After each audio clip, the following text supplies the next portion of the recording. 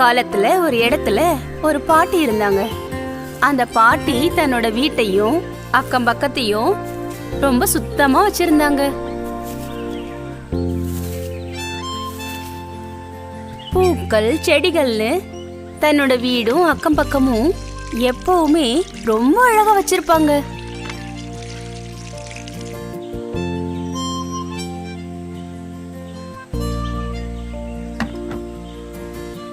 ஆனா பறவைங்களையும் செடிங்களையும் விரும்பின அந்த பாட்டி மொத்தமா மரக்கிளையில வந்து உட்கார்ந்துருக்க அந்த காக்காங்களோட நிரந்தரமா சண்டை போட்டுக்கிட்டே இருந்தாங்க. அடச்ச, காக்கைங்களோட தொந்தரவு தாங்க முடியல. எந்த நேரம் பார்த்தாலும் இங்க வந்து உட்கார்ந்துறது பெரிய தொந்தரவா இருக்கு. போ காக்கா போ.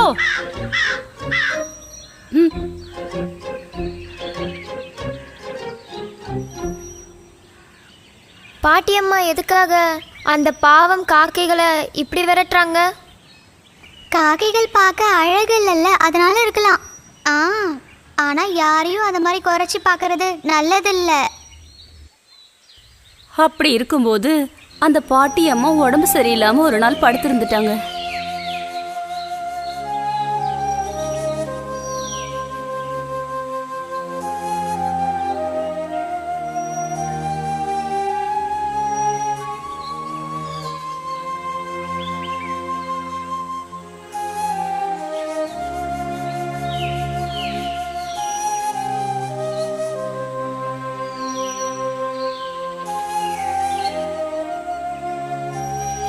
ரூமுக்குள்ள இருந்த கட்டில்ல படுத்திருந்த அந்த பாட்டி அம்மா ஜன்னல் வழியா தன் வீட்டு பக்கத்துல விழுந்து கிடக்கிற இலைகளையும் குச்சிங்களையும் பார்த்து ரொம்ப வருத்தப்பட்டாங்க.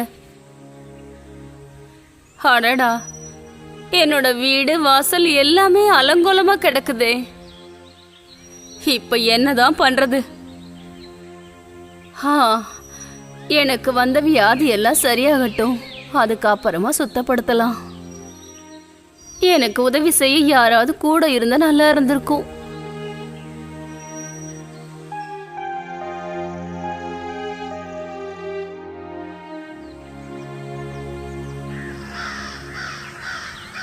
வீட்டு பக்கத்துல இருக்கிற மரக்கிளைகள்ல வழக்கம் போல வந்து இறங்கின காக்காங்களோட கூட்டம் அந்த பாட்டிமாவோட வீடும் அக்கம் பக்கமும் வழக்கத்துக்கு மாறா அலங்கோலமா கிடக்கிறத பார்த்ததும் அதுங்களுக்கு ஏதோ சந்தேகம் வந்துருச்சு. அந்த பாட்டி அம்மா இங்க இல்லையா? வீடும் தோட்டமும் எல்லாம் மொத்தமா அலங்கோலமா கிடக்குதே.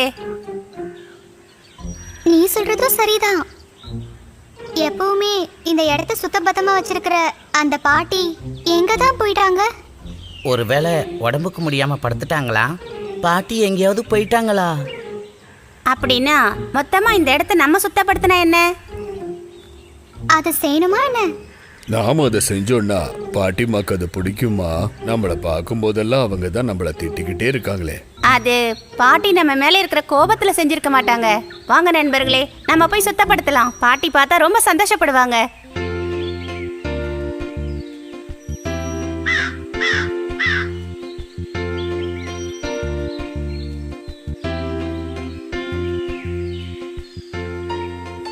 இவனுங்க திட்டு வாங்கினதுல பத்தாதா?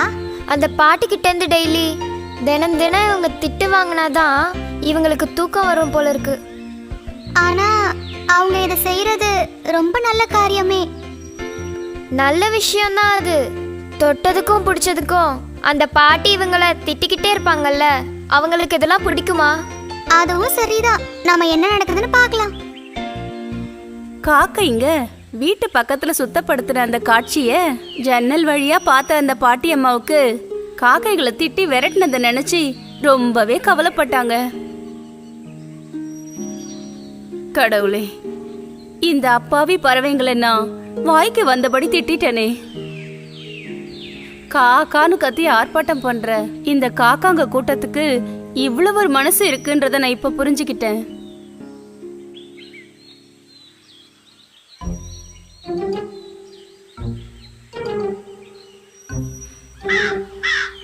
அட குழந்தைகளா, போகாதீங்க, பறந்து போகாதீங்க, பயப்படாதீங்க. இனிமே நான் உங்களை திட்டவும் மாட்டேன், மிரட்டவும் மாட்டேன்.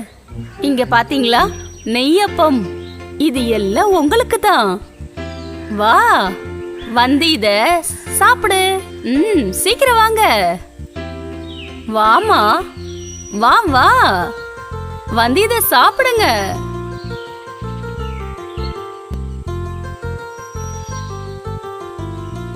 ரொம்ப மகிழ்ச்சியோட அந்த பாட்டி அம்மா இலையில வச்ச அந்த சுவையான நெய்யப்பத்தை சாப்பிட காக்கைங்கள் எல்லாம் போட்டி போட்டு பறந்து வந்துச்சு. மொத்தமா எல்லாரும் சாப்பிட வந்துட்டாங்க. அப்படி அந்த நாள்ல இருந்து பாட்டி அம்மாவும் காக்கைங்களும் ரொம்ப நட்போட பழகிட்டு வந்தாங்க.